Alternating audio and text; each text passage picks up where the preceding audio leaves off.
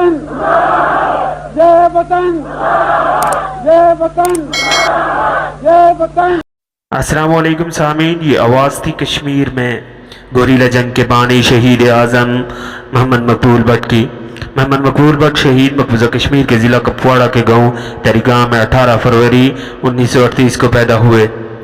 मकबूल भट्ट शहीद के वालिद का नाम गुलाम कादर भट्ट था, जो मेहनत पेशा आदमी थे। मकबूल भट्ट ने इब्तदाई तालीम गाँव के प्राइमरी स्कूल से हासिल की। BS honour Joseph College Baramulla से की। स्कूल और कॉलेज के दौरान आप समाजी और तहरीकी सरगर्मियों में हिस्सा लेते थे। मकबूल भट्ट की इन सरगर्मियों को देखकर कॉलेज के ईसाई प्रिंसिपल ने पेशन गोई की थी कि ये नौजवान कोई बड़ा कारनामा सर अंजाम देगा या फिर मौत के घाट उतार दिया जाएगा। मकबूल भट्ट ने जब BA का इम्तहान दिया तो तब मकबूजा वादी में शेख अब्दुल्ला की गिरफ्तारी की वजह से शदीद हंगामों की लपेट में थी। चनाचे वो BA का इम्तहान पास करने के बाद वो अपने चचा के हमरा 1958 में जंगबंदी लाइन अबूर करके आज़ाद कश्मीर में दाखिल हुए। पाकिस्तान के सरहदी मावजू ने इनसे पूछताछ के लिए किला मुजफ्फराबाद में नज़रबंद कर दिया। रिहाई के बाद मकबूल भट्ट पेशावर में सुकूनत पजीर हुए, जहाँ महबूब खान नामी एक कश्मीरी की ख्वाहिशों से उन्हें पेशावर यूनिवर्सिटी में MA में दाखिला मिल गया। तालीम के साथ साथ वो पेशावर से शाये होने वाले एक अखबार इंजाम में भी काम करते रहे। उन्होंने एक हफ्तावार रसाला शुरू किया, लेकिन माली मजबूरी के सबब वो जारी ना रख सके। आपने पेशावर यूनिवर्सिटी से MA उर्दू और MA सहाफ़त की डिग्री हासिल की। 1959 में उनकी शादी राजा बेगम से हुई, जिनमें से 2 बेटे पैदा हुए, जावेद मकबूल और शौकत मकबूल। मकबूल भट्ट ने KH खुर्शीद के दौरे हुकूमत में 1960 को BD सिस्टम के तहत होने वाले पहले बल्दियाती इंतखाबात में बतौर उम्मीदवार हिस्सा लिया और कामयाब हुए। 1965 को उन्होंने एक स्कूल मालिमा के साथ शादी की, जिसमें से एक बेटी पैदा हुई। 1965 में मकबूल भट्ट और इनके साथियों ने महाज राय शुमारी के नाम से एक सियासी जमात की बुनियाद रखी। अप्रैल 1965 सियाकोट में महाज का पहला इज्तिमा हुआ, जिसमें मकबूल भट्ट महाज पब्लिक सिटी के सेक्रेटरी मुकर्रर हुए।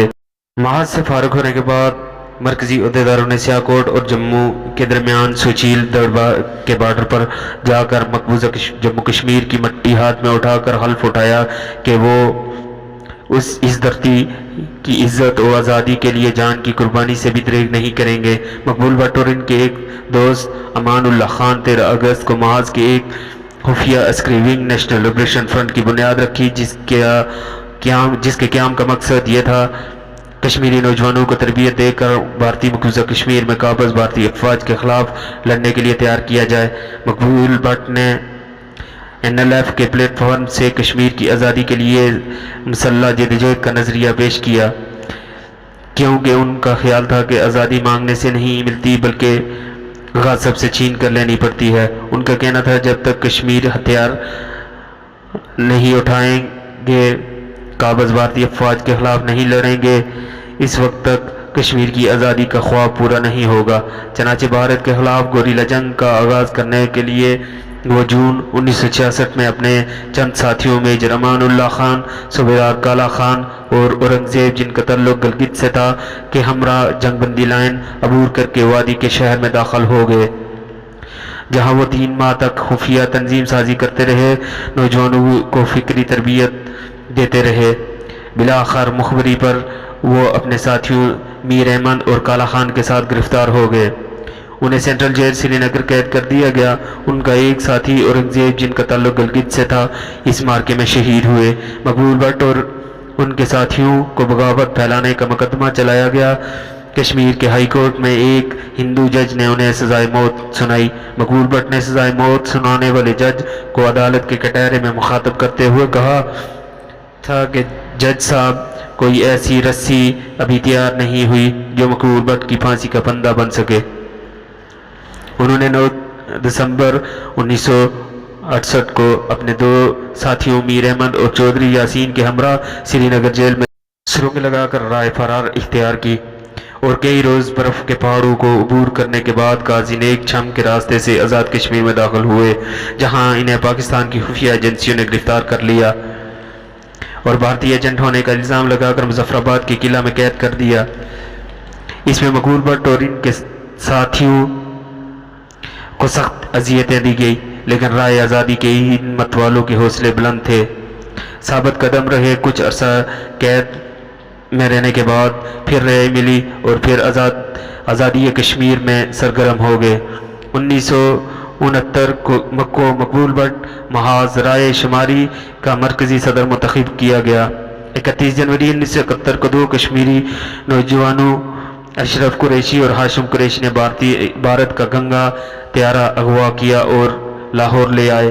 گنگا کے اغوا سے مقبول بٹ اور ان کے سینکڑوں ساتھیوں کو پاکستان کی مختلف جیلوں میں قید کر دیا گیا اور جبراً تشدد کا نشانہ بنایا گیا، لیکن ان حریت پسندوں کے حوصلے پست نہ ہوئے۔ مئی 1973 کو گنگا کے مقدمے سے رہائی پانے کے بعد مقبول بٹ پھر آزادی کے سرگرمیوں میں عمل ہو گئے۔ انہوں نے 1975 کو آزاد کشمیر قانون ساز اسمبلی کے لیے ایبٹ آباد اور مری کے حلقوں سے الیکشن لڑے اور ناکام ہوئے، البتہ الیکشن مہم میں انہوں نے آزادی کا پیغام گھر گھر تک پہنچایا۔ 1976 کو مقبول بٹ اپنے دو ساتھیوں ریاض ڈار اور حمید بٹ کے ہمراہ جدوجہد آزادی کے لیے پھر جنگ بندی لائن توڑ کر وادی کشمیر میں داخل ہوئے، جہاں ایک مارکے میں انہیں گرفتار کر لیا گیا۔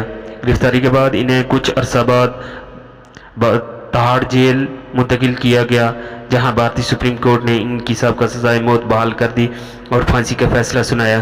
6 فروری 1984 کو لندن میں بھارتی سفارت خانے کے ایک اہلکار محاطرے کو کشمیر لبریشن فرنٹ نے اغوا کر لیا۔ اغوا کاروں نے 24 گھنٹوں میں مقبول بٹ اور حمید بٹ، ریاض ڈار اور دیگر حریت پسندوں کو رہا کرنے کا حکم جاری کیا، لیکن جب بھارت نے ان کا یہ مطالبہ پورا نہ کیا تو 72 گھنٹوں کے بعد محاطرے کو قتل کر دیا۔ محاطرے کے قتل کے بعد بھارت نے مقبول بٹ کو پھانسی دینے کا اعلان کر دیا۔ مقبول بٹ کو پھانسی سے بچانے کے لیے کشمیریوں نے بہت کوشش کی، لیکن بھارتی حکومت اپنے فیصلے پر ڈٹی رہی۔ چنانچہ 11 فروری 1984 کو اتوار کے روز تہاڑ جیل میں انہیں پھانسی دے دی گئی۔